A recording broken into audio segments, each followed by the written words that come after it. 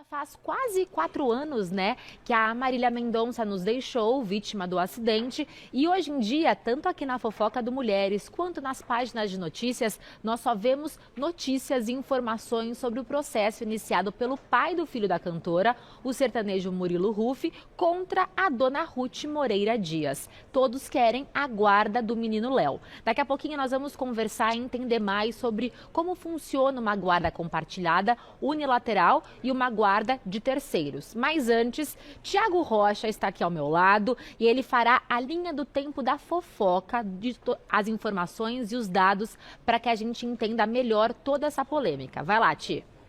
Vamos então lá para 2021. Quando é que a gente vai para 2021? Novembro de 2021, onde fatidicamente a nossa Marília Mendonça vai embora. A gente lembra da cena desse acidente, um acidente que o avião estava na cachoeira. Dia 5 de novembro de 2021, em Cataguases, acontece o acidente aéreo da Marília Mendonça. Nesse momento, a guarda foi compartilhada, mas não existia uma definição formal. Eles entraram em acordo, até porque tudo ia muito bem. Como o próprio Murilo relatou numa entrevista que ele deu para a dona Ruth no canal dela do YouTube. Olha só. Obrigado, viu? Obrigado pelo convite. Obrigada eu por você ter disposto a vir aqui. Eu sei que você está cansado os dias que você passa em Goiânia. Não, imagina, aqui também família. Isso aqui é meu descanso, é isso aqui. Então tá, obrigado, obrigada, viu? Te amo. Muito sucesso Obrigada. nesse novo projeto. Tchau, Deus gente. te abençoe. Obrigada, viu? Obrigado, galera. Tamo Tchau, junto. galera, porque o povo não aceita um tchau se não for tchau, galera. Obrigado. Eles não aceitam tchau assim, tchau, gente. Eles não querem, não. Tem que ser um tchau com... Risão. Papá? Papá? Ah, você tá querendo papá? Qual que é a cor dessa panelinha aqui? Vermelho e red. Fala dele. Cadê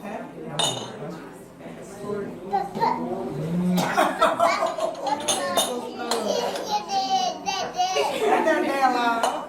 O que a Dedé tá fazendo? O quê? Que chapéu? Fala isso, não tira esse chapéu, mano.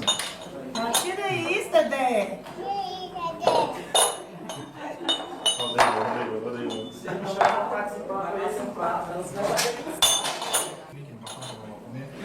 Seu pai nem comeu direito. Esse aqui. Até aí estava tudo muito bem, estava tudo muito bom, o tempo foi passando e as divergências começaram a acontecer.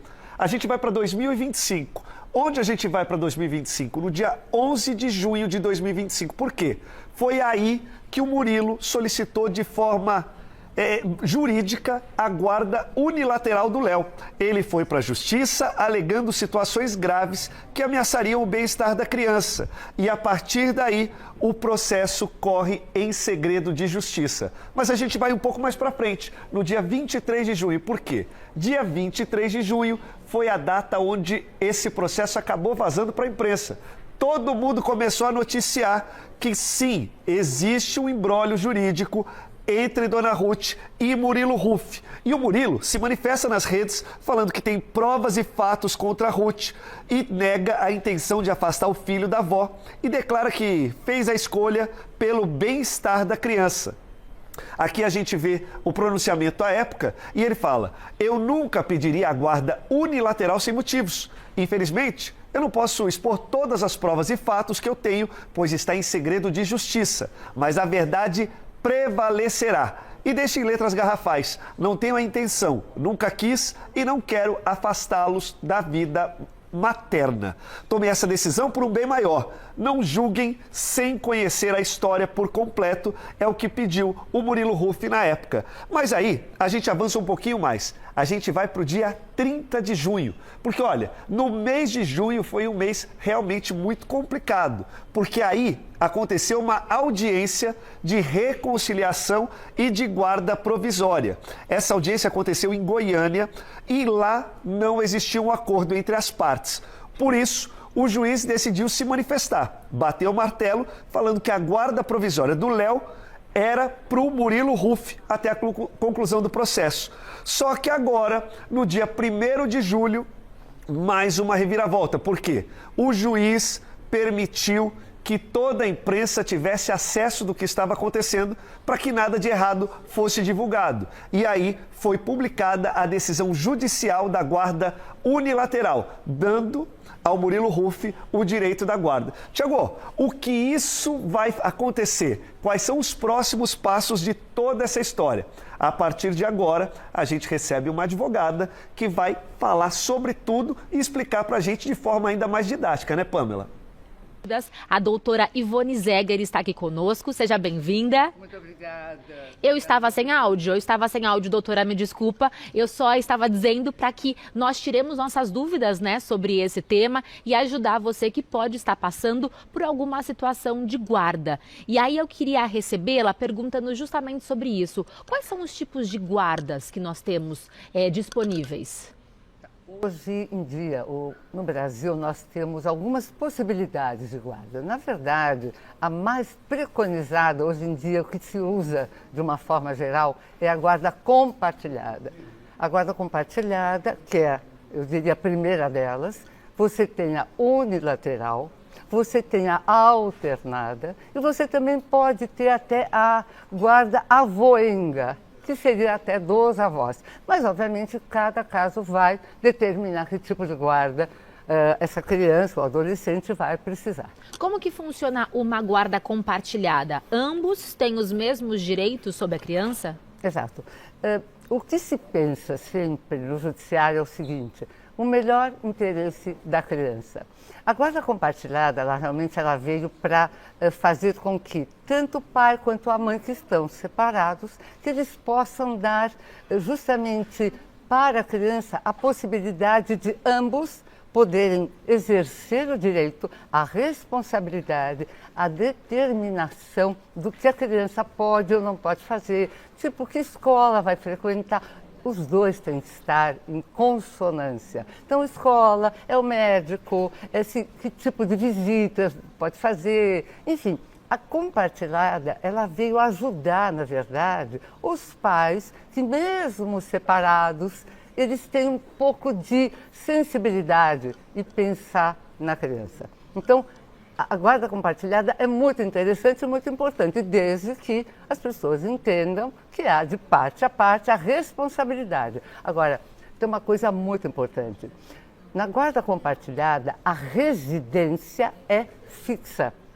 Isso é um caso, isso é importante falar, porque as pessoas pensam que é como uma guarda alternada, que a gente pode explicar depois, que cada hora a criança ou adolescente fica na casa do pai, depois na mãe, ou na avó, enfim, e não é assim que funciona, tá? Então, as coisas são muito bem determinadas e as responsabilidades dos pais são em conjunto. E uma guarda unilateral, então ela dá o poder para um dos pais, ou até mesmo uma avó, ou um terceiro, e a essa pessoa ela tem o poder e o dever total sobre a criança? O que acontecia até há poucos anos atrás é que a guarda realmente era unilateral. Então você só tinha o pai ou a mãe, que seria definido pelo juiz ou em acordo, que um ou outro teriam a guarda exclusiva da criança. Então a criança ela vai ficar. Vamos dar um exemplo sobre a guarda da mãe. Ok, a responsabilidade era total da mãe. Então, ela ia decidir a escola, o médico, o dentista, se vai no passeio, o que vai usar, se vai... Tudo da mãe. Um exemplo. O pai, a gente chamava o pai de visitante. O pai, na verdade, ele vinha de 15 em 15 dias, levava a criança para passear ou para alguma coisa, mas ele não tem... Na guarda unilateral, quem ficar com a guarda tem a responsabilidade. O outro, na verdade, não tem a responsabilidade. Então, ele é um visitante. Ele é como a gente chamava de visitante, porque ele não era responsável. Mesmo que ele ficasse, por exemplo, a criança ficasse no final de semana com o pai, a responsabilidade verdadeira, geral, era dessa mãe que detinha a guarda dessa criança. E em quais ocasiões a avó entra em cena ou algum outro parente, um terceiro entra nessa disputa de guarda? Sim.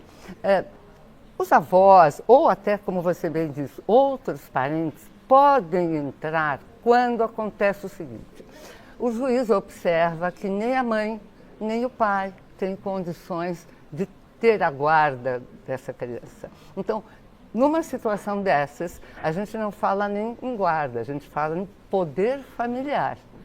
Quando o juiz retira o poder familiar de um pai, de uma mãe ou de ambos, então essa criança ela não está mais sob o domínio destas duas figuras.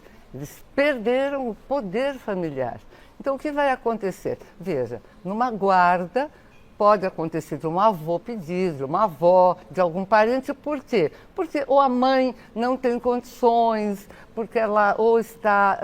não é uma questão de ter emprego ou não, de ter condições de trabalhar ou de dar conta. Muitas vezes ela está acamada, está doente, sofrendo alguma coisa, ou o pai também. Não é uma questão de você poder pagar pensão ou poder pagar os custos da criança ou do adolescente. Não é isso. A guarda ela pode ser deferida em momentos específicos. Em momentos específicos, o próprio juiz vai observar e vai entender como é que é o funcionamento dessa família, como é que é o assunto, como é que esse pai é um alcoólatra ou essa mãe é uma viciada, então essa criança está em risco. Se ela está em risco, nós temos que fazer alguma coisa. Então um avô, uma avó, um parente, um tio pode pedir a guarda. Ela pode ser provisória, ela não precisa ser definitiva. Suponhamos, repito, a mãe está acamada, uma doença, alguma coisa grave, não tem condições, está separada. O pai, por exemplo, não mora mais no país. Então, um outro parente, o juiz pode deferir a guarda, que pode ser momentânea. Essa mãe se recuperando, por exemplo, ela recupera a guarda dessa criança. Então, é tudo muito detalhado, muito específico. E temos muitos mitos e verdades sobre esse tema. Antes dos mitos e verdades, eu queria que você explicasse pra gente, doutora, um termo que nós temos ouvido muito neste caso, nessa briga Murilo Huff versus Dona Ruth, que é a alienação parental. O que é isso? Alienação parental, muito importante que as pessoas identifiquem o que é. É, na verdade, um abuso psicológico que os pais, um pai ou a mãe, ou um avô, uma avó, pessoas muito próximas à criança, começam a fazer um tipo de abuso, como repito, psicológico, para intimidar a criança. Por exemplo, um pai que não tem a guarda, quando recebe a criança em casa ou vai passear, começa a fazer comentários a respeito da mãe. Ou uma avó que começa a fazer comentários maldosos, não verdadeiros, ou enfim, o que for, em relação ao outro genitor. Então, isso é muito grave, gente. As pessoas não têm noção da gravidade desse tipo de conduta. Porque a alienação parental que os pais fazem porque quando há uma separação, gosta ou não goste, queiram ou não queiram, existe um ódio, existe alguma coisa que fica fervilhando e, lamentavelmente, esses adultos fazem com que as crianças sejam um instrumento. O que a parte atacada pode fazer nesse caso? A parte atacada, ela tem várias possibilidades. Ela pode, inclusive, primeiro, ela deve ir ao judiciário, informar o juiz desta condição. Obviamente você tem que ter provas, você não pode só falar, você não pode só dizer, olha, eu ouvi falar que estão falando mal de mim. Não, você precisa verdadeiramente provas e a criança, que é a maior prova, ela pode passar e passará por um procedimento psicológico, com assistente social, para verdadeiramente o juiz poder avaliar o que verdadeiramente acontece. Se provado, o adulto pode perder a guarda da criança? Então, ele pode, muitas vezes, perder a guarda, não, repito, não o poder familiar, ele continuará sendo o pai ou a mãe. Mas a guarda, por exemplo, se está deferida para a mãe, se o juiz percebe que realmente este pai está fazendo a cabeça da criança, ou uma avó, ou a avó fazendo, ele pode justamente tirar essa guarda da mãe e passar para o pai. Ela perde a guarda. Você pode ter multas, você pode ter uma série de consequências que vão fazer com que você não seja muito bem vista no judiciário, e isso é péssimo.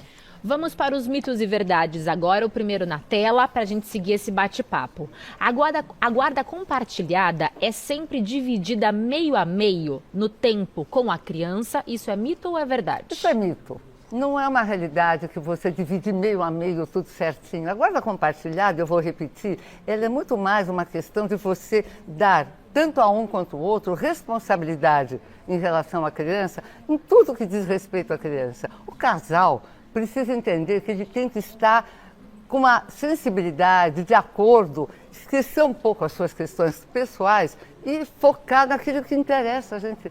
Que a criança, que é o adolescente, se ele tiver algum problema, vocês, como genitores, como pais, vão ter muito mais problemas lá na frente. Quem tem a guarda unilateral decide tudo sozinho. É mito ou verdade? É verdade. A guarda unilateral vai fazer com que aquele que detém, ele realmente é o responsável por tudo aquilo que acontece com a criança no âmbito, obviamente, da idade de cada um. Sejam pequenos, adolescentes ou até a maioridade, 18 anos, este guardião que terá a guarda unilateral será o responsável por todas as escolhas. Repito, escola, médico, dentista, se viaja, se não viaja, se vai na casa do amiguinho, da amiguinha, ele é o responsável. Mas o outro exerce o papel, seja de pai, de mãe, ele pode visitar e exercer sua função. Perfeito. A gente não pode esquecer que uma coisa é uma responsabilidade civil. Então, por exemplo, na unilateral, você pode escolher a escola que seu filho vai, porque a guarda é sua. Se o pai, por exemplo, quiser uma outra escola, esse direito coube à mãe. Tá bom?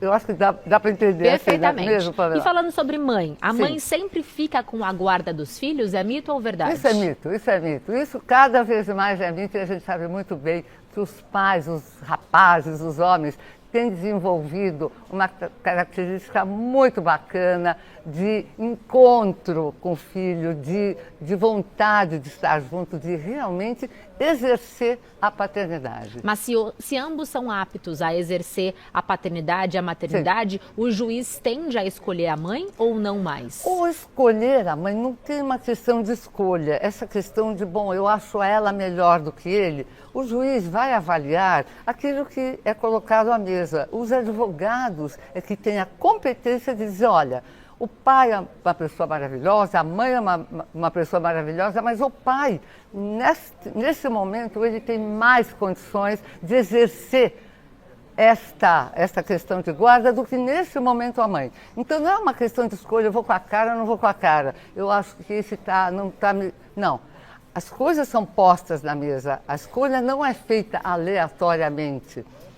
Tudo é muito bem estudado, isso é muito importante, fique muito claro. E sobre pensão? Se o pai não paga a pensão, ele perde o direito de ver o filho. É mito ou verdade? Isso é mito, isso é mito. E eu lamento que essas coisas aconteçam.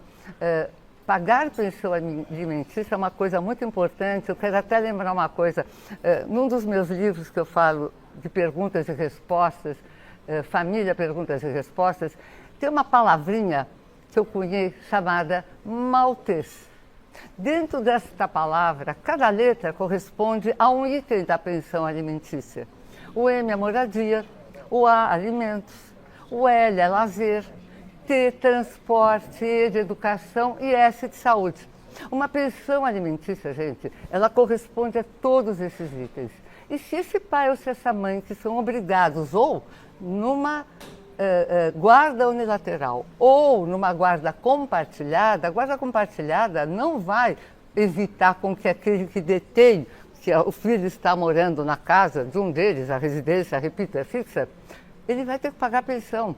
A pensão vai ser dividida na condição de cada um. E se ele não paga, a parte pode ir à justiça exigir esse direito. Vai à justiça, vai exigir, gente, tome muito cuidado. Os juízes estão muito chateados, estão muito cansados dessa história de um ou outro acabar não pagando a pensão, achando que, mas agora eu tenho outra família, agora eu já não posso, porque eu tenho mais um filho ou dois. O juiz, ele fala o seguinte, antes do senhor ter a nova família, lembre-se que você tinha anteriores responsabilidades. Portanto, tome juízo. Vamos falar um pouquinho sobre herança, que é um tema que também estamos falando muito por conta do caso sim. da Marília Mendonça. Quem herda, quem fica com a guarda, herda a herança? Por exemplo, no caso, né, Marília Mendonça, temos Murilo Huff e temos Dona Ruth. Quem fica com a guarda do Léo, fica também a gerente da herança desta criança ou não?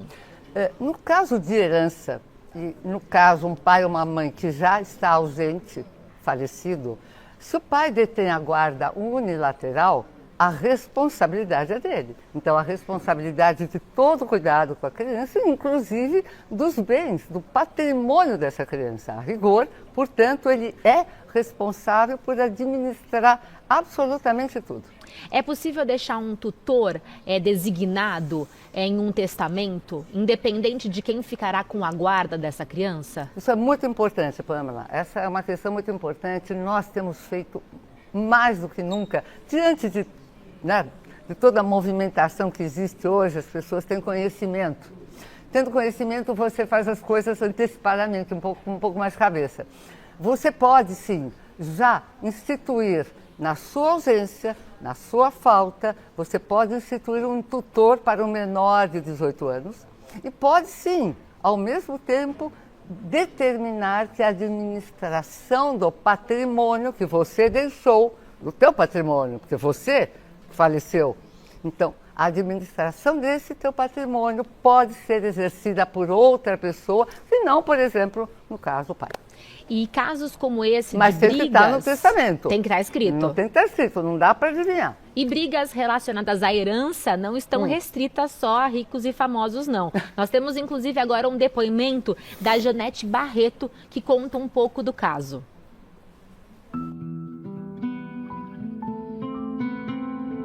Tenho uma filha de 23 anos de idade, filha única, e após o falecimento do pai dela, existe um imóvel para ser inventariado, com uma única tia que ela tem. Então, logo no começo, né, após a morte dele, houve uma primeira manobra dela, onde na certidão de óbito do próprio irmão, ela declarou que ele não deixava filhos. Então eu fui até o cartório, fiz a alteração, né, a retificação dessa certidão, e após 2 anos e 6 meses, mais ou menos, após a morte, eu fui procurá-la para falarmos sobre inventário.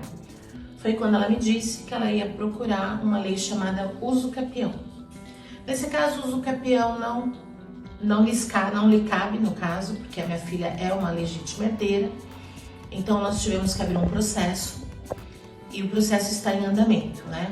A segunda manobra dela foi solicitar ao juiz que destituísse a minha filha como inventariante, em virtude da idade, mas essa segunda manobra também não teve sucesso. E uma terceira manobra dela foi ter colocado, neste imóvel, existem 2 casas. Ela colocou um casal de idosos para morar em um dos imóveis, como tentativa de ter o controle total sobre o imóvel. Então, nesse momento, nós estamos aguardando a decisão judicial. O que eu gostaria de falar para vocês é que vocês que têm filhos, cujos avós já faleceram, se tiver algum imóvel, faça o inventário. Não acredite que o tio ou a tia pode realmente se preocupar em ajudar o seu filho que ficou. Então esse é o meu alerta. Tome muito cuidado. Obrigada.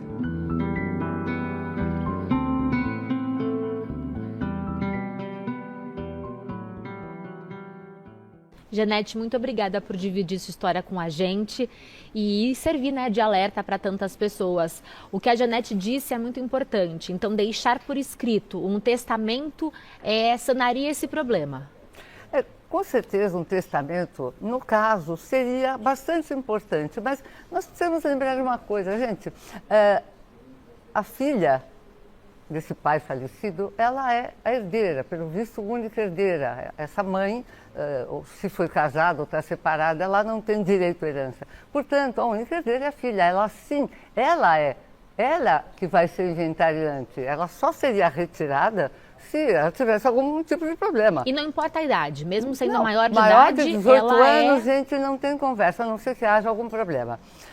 Agora, toda essa manobra que essa tia está fazendo, ela pode se verificar, isso é má fé, isso é fraude. E se for verificada a fraude, o juiz, inclusive, ele pode fazer toda uma modificação. Então, a princípio, Janete, você, em relação à sua filha tem todo o direito, ela terá o imóvel, e se a tia realmente tiver direito ao uso capião, é ela que venha posteriormente pleitear aquilo que ela acha. Enquanto isso, o imóvel tem que ser inventariado e vai, com certeza, para a sua filha.